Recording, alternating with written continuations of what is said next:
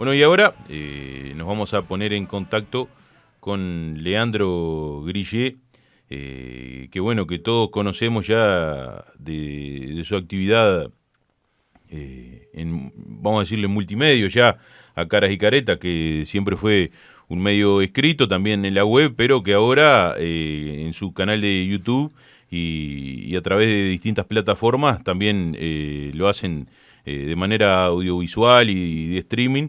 Leandro también es bioquímico y bueno, y también le tocó tener una actividad parlamentaria. Bueno, hoy lo tenemos en contacto con la clase radio, la radio de Adeón Maldonado, y le agradecemos que estén esta mañana. ¿Cómo está, Leandro? Bueno, gracias a ustedes por invitarme.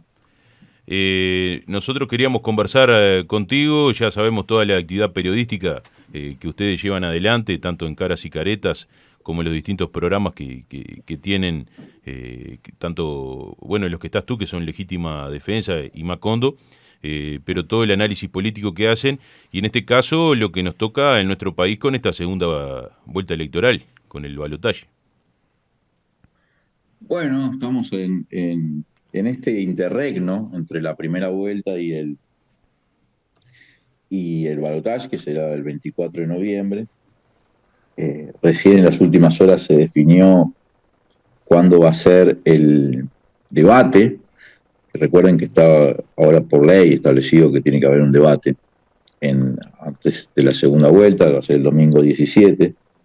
Yo no espero que el debate defina gran cosa, modifique la decisión de los electores, aunque es cierto que algunos electores que llegan como indecisos en esos últimos días pueden, a partir del debate, sentirse más o un poco más orientados hacia algún lugar que otro, pero no creo que sea algo decisivo.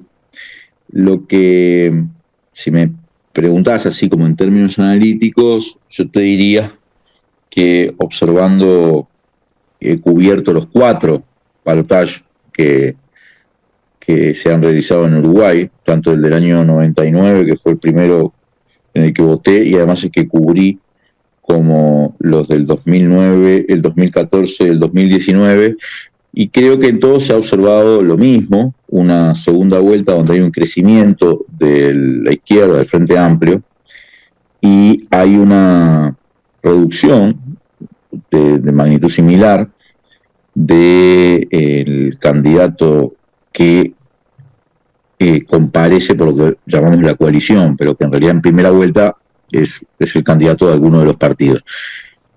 Eso sucedió en las 4 oportunidades. En el año 99 el candidato de la coalición fue el candidato en realidad de lo que fue esa unión entre blancos y colorados, fue Jorge Valle. En el resto de las elecciones fue siempre un candidato del Partido Nacional, y en todos los casos sucedió esto que te estoy comentando. Si ese comportamiento fuera similar en este próximo 24,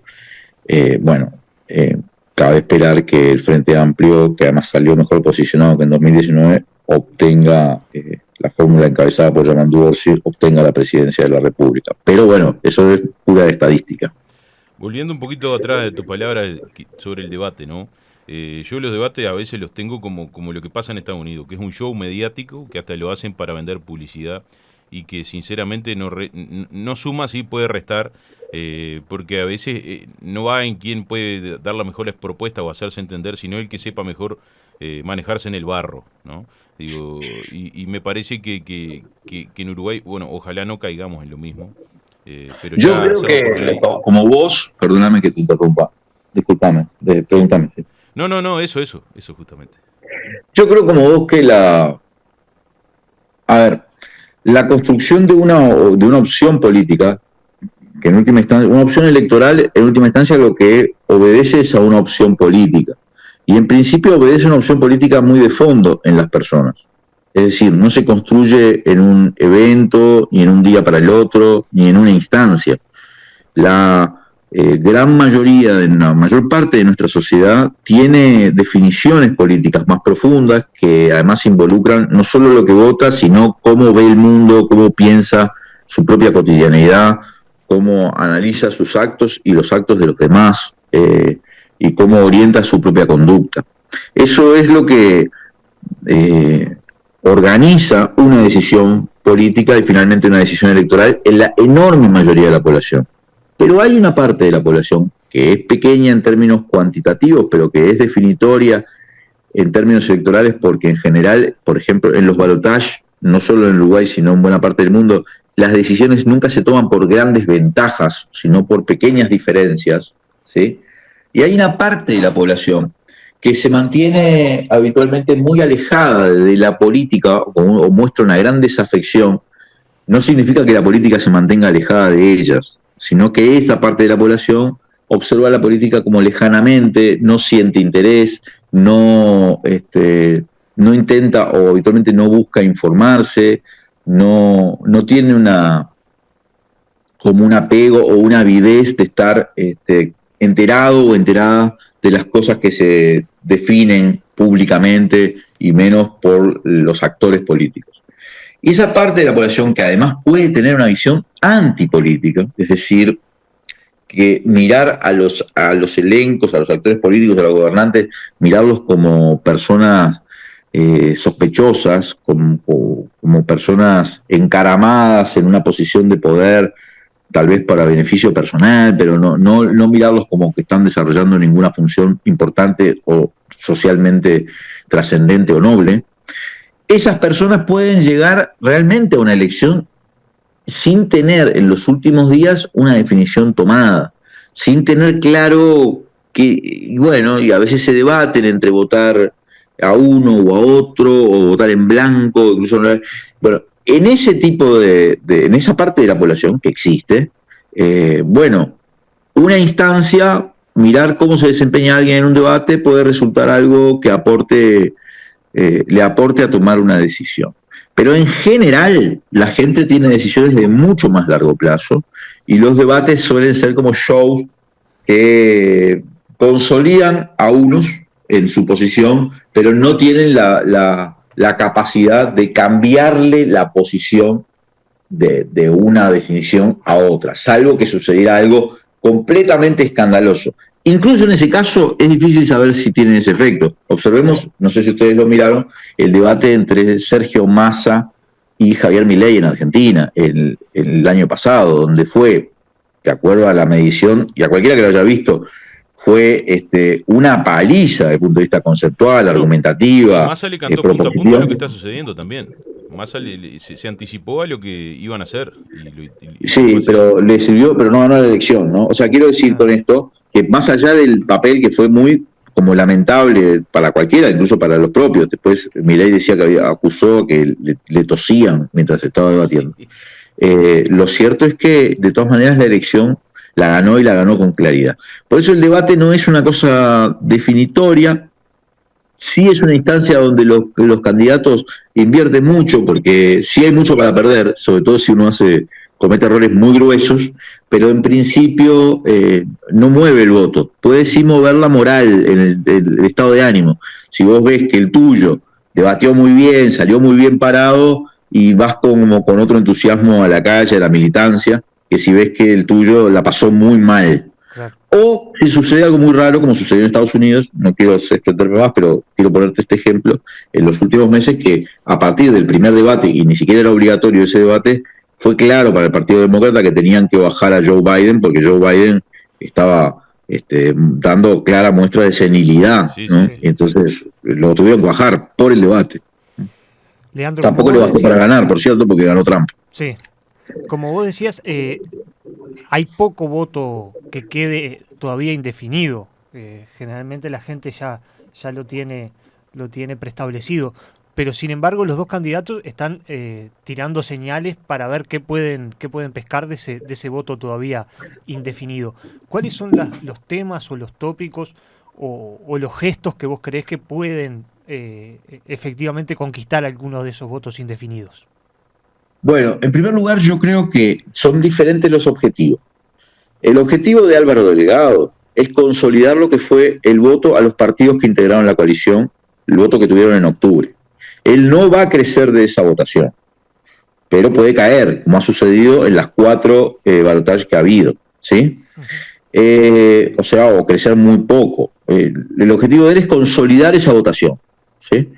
Y el objetivo del Frente Amplio es, sí, crecer y de hecho sacarle votos, como sucedió también en estos 4 balotajes que te estoy contando, a la suma de la coalición. Que la suma de la coalición no sea una suma lineal, sino una suma donde haya pérdidas, ¿sí? Sobre todo de los partidos que son los socios del Partido Nacional en esta empresa, ¿sí? El Partido Colorado, Cabildo Abierto y el Partido Independiente, que siempre han tenido pérdidas en la segunda vuelta y que el Frente Amplio necesita consolidar esas pérdidas. Por lo cual, el Frente Amplio está dando algunos mensajes.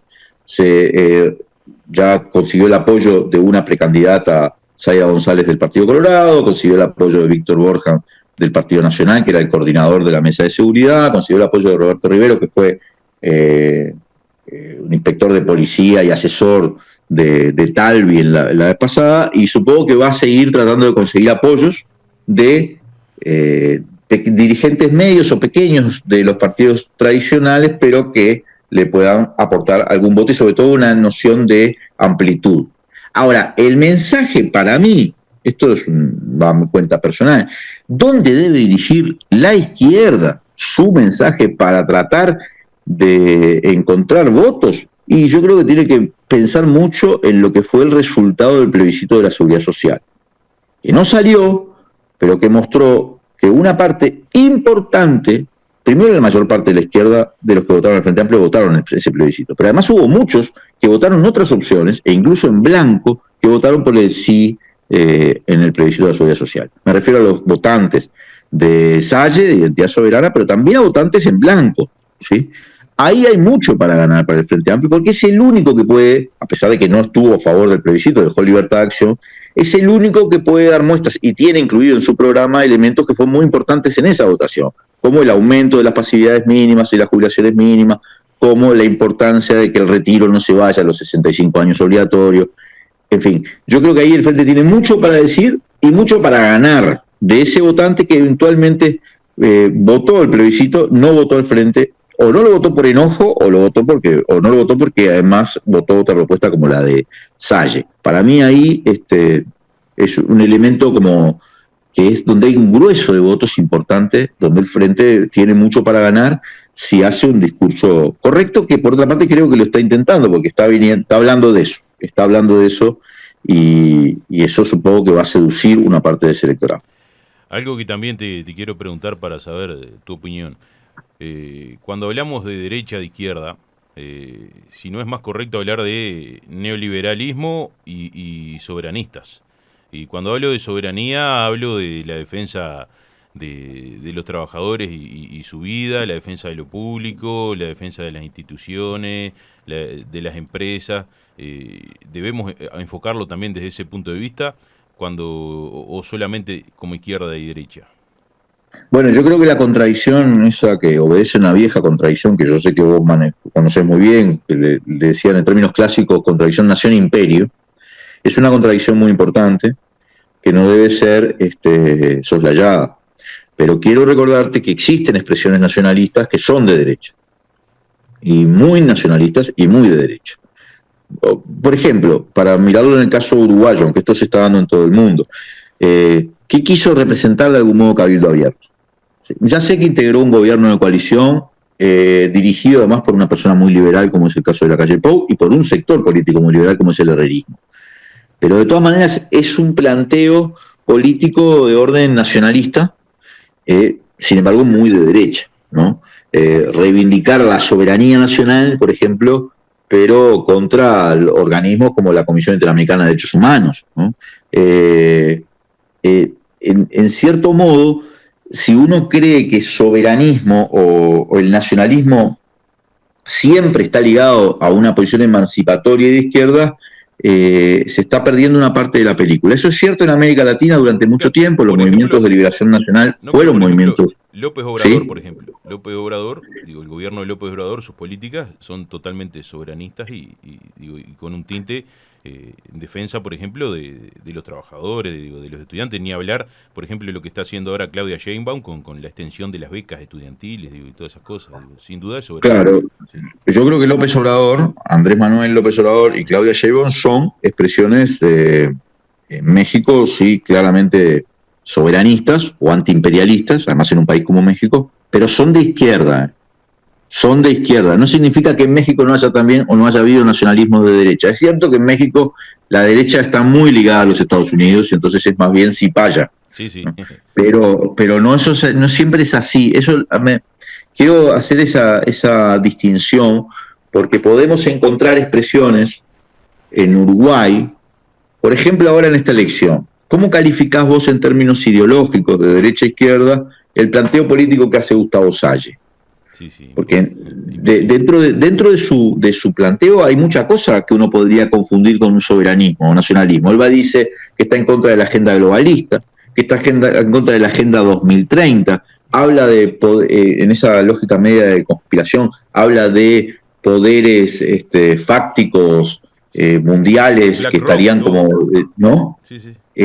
Pero eso lo que él está planteando es de izquierda o es de derecha, porque también está en contra de todas las leyes vinculadas con el género, de las leyes que tienen que ver con y cuando habla de la Agenda 2030, ¿qué es la Agenda 2030 aprobada en la ONU?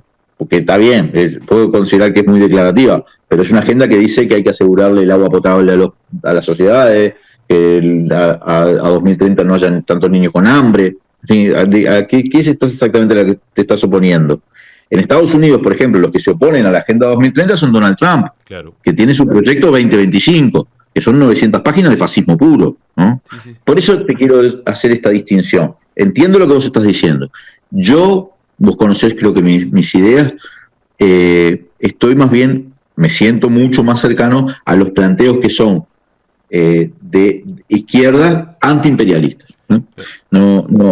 Ya cuando hay un planteo más progresista, pero que en realidad no tiene resuelta esa contradicción con el imperialismo, o sea, o no lo ve como un fenómeno que afecte, y bueno, tiendo a mirarlo con más suspicacia. Lo digo en nuestro país, por ejemplo, que entregamos el puerto, que estamos hablando que la entrega del puerto es la pérdida de soberanía casi que total, digo, por 80 años. Digo. Entonces, sin duda que eso lo hace un neoliberal, no lo puede hacer Lo hace un neoliberal, habría que ver, y yo me hago cargo de lo que digo, la cristalinidad de ese proceso. Yo sé que el proceso fue judicializado y se archivó, pero hay que ver los motivos por el cual se archivó, ¿no? En mi opinión, es una cosa muy sospechosa esa cesión a Catoen-Nati. Sí, sí. Es una cesión a una empresa privada, de todas maneras, no es estricta, aunque entiendo que es una empresa multinacional. En fin, pero hay una discusión ahí sobre el papel de los estados en las cuestiones nacionales también. Y sí, creo que es un desastre la decisión adoptada durante este gobierno. Y bueno, la izquierda se opuso, intentó frenarla judicialmente, no tuvo éxito. Y las consecuencias sí, van a ser por muchos años, porque es una concesión por muchos años. Es habitual en el herrerismo tratar de entregar de lo público, ¿no?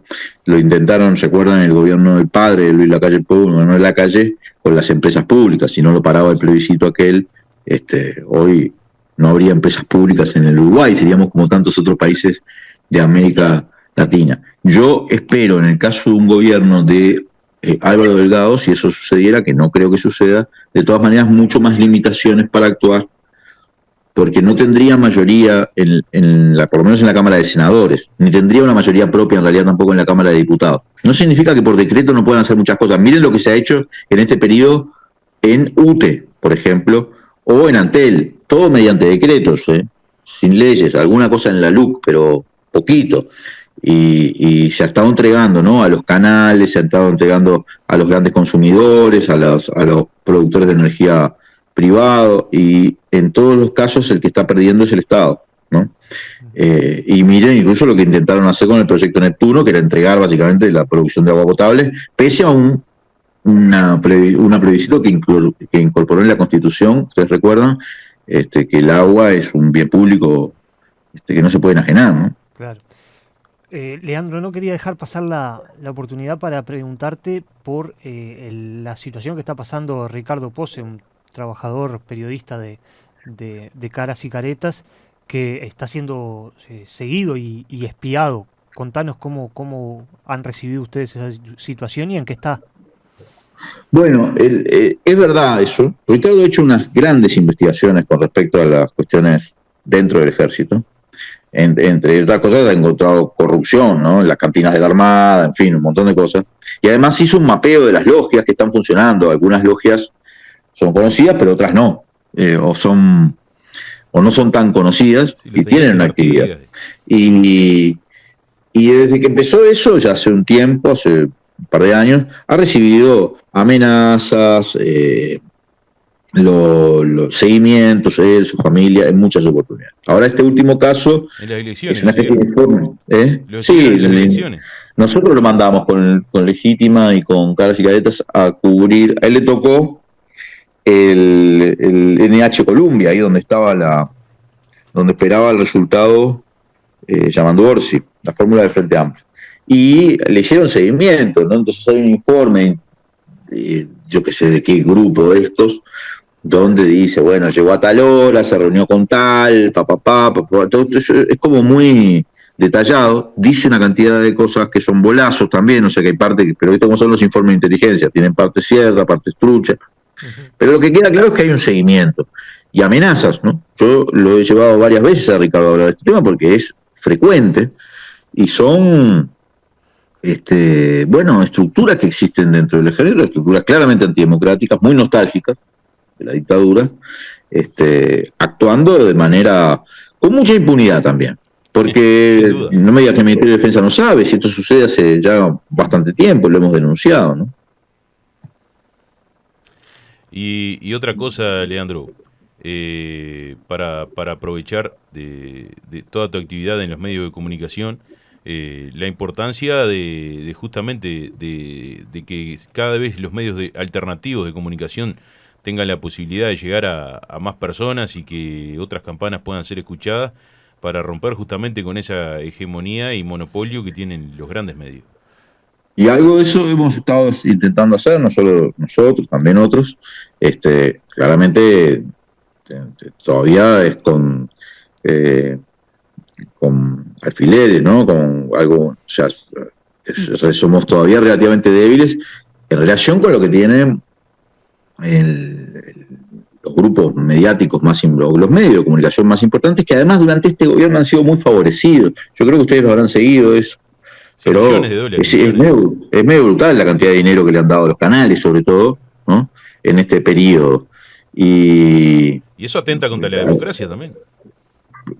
Y vos imaginate, si vos le das $1.200.000 por año a cada canal para pasar la señal del canal en los celulares por Vera, y después los informes dicen que a través de eso lo veían 600 personas. O sea, vos le estás dando prácticamente $10 millones en el conjunto de los canales, o $12 millones durante el periodo, sin hablar de los fondos concursables que también ganaron y se llevaron el dinero para financiar esos enlatados, ¿no? Como Bake Off no sé cuánto y cosas así, porque podría haberlo ganado otro. O el decreto que les habilitó a fusionarse para poder entregar internet en Montevideo, ¿sí? Y poder competir contra Antel, que Antel les tiene que vender datos a ellos a un subprecio para que ellos vendan más barato y le compitan a Antel. Esos son negocios tremendos para los tipos y se han dado todos, o la extensión del canon o la posibilidad de las prórrogas. Hay muchos mecanismos por el cual, ni hablar de la publicidad, que debe ser montones, sobre todo la publicidad oficial, y cuando se estuvo votando o discutiendo la ley de financiamiento, recuerden cuál era el tema para ellos en el Parlamento, para no aprobar, era defender la plata de los canales. O sea, tienen grandes recursos económicos y sostienen infraestructuras que, bueno, después la responden. Es evidente que la responden. Desde los medios, por ejemplo, utilizando el Internet, que es una posibilidad que hoy tenemos, hace años no había esta posibilidad, se puede igual pelear. Y lo hemos hecho. Y yo creo que lo hemos hecho con un éxito razonable, pero es obvio que no alcanza, ¿no? No alcanza para disputar esa hegemonía de los medios de comunicación dominantes, ¿verdad? ¿Y qué opinas de, por ejemplo, esta que es una iniciativa de un sindicato, ¿verdad? El conjunto de los trabajadores, en este caso de Adeón Maldonado, pero, por ejemplo, la central sindical, el PIT-CNT, yo creo que ya a esta altura debería pensar su propio medio de comunicación. Y tuvo alguna vez la posibilidad incluso de tener una señal digital, ¿no? El gobierno de Pepe Mujica le otorgó a PIT-CNT una señal digital. Después eso no avanzó la televisión digital, pero yo creo honestamente que los trabajadores tienen que tener, primero tienen que tener participación en el debate público, lo tienen, es indudable que la Central de Trabajadores en Uruguay es una fuerza social organizada muy importante, con una capacidad de convocatoria que es muy peculiar, no sé si en términos comparados existe algo parecido, por lo menos en la región o cercana. Miren lo que pasó nuevamente con el plebiscito, o sea, es como medio que impresionante, o lo que pasó cuando fue el plebiscito el referéndum por la LUC. Sí. Eso habla de una capacidad de movilización, una capacidad de orientar ser definitorio dentro de la voluntad popular que es notable, ¿no?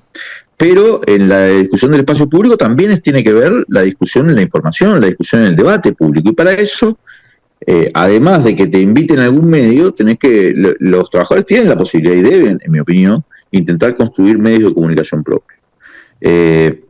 No medios en el sentido de tratar de competir en ámbitos que es imposible, o sea, no me refiero a una televisión, pero sí utilizar estas herramientas que están disponibles, que permiten hacer comunicación por streaming, radios, como en su momento radios comunitarias, ahora radios también por internet, incluso televisión por internet, que se puede hacer a costos relativamente bajos, y que si se hace bien, porque esto también requiere cierta especialización, pero los trabajadores son capaces de eso, sin duda, tienen la posibilidad de ser influyentes, mostrar una campana distinta, mostrar realidades que se ocultan, ni siquiera campanas, realidades enteras que se ocultan, o que no se difunden por los medios dominantes, y que son relevantes, y que es muy bueno que la gente conozca. Entonces a mí me parece muy buena la iniciativa de Aarón Maldonado, como la que están llevando adelante también otros sindicatos en otros lugares del país.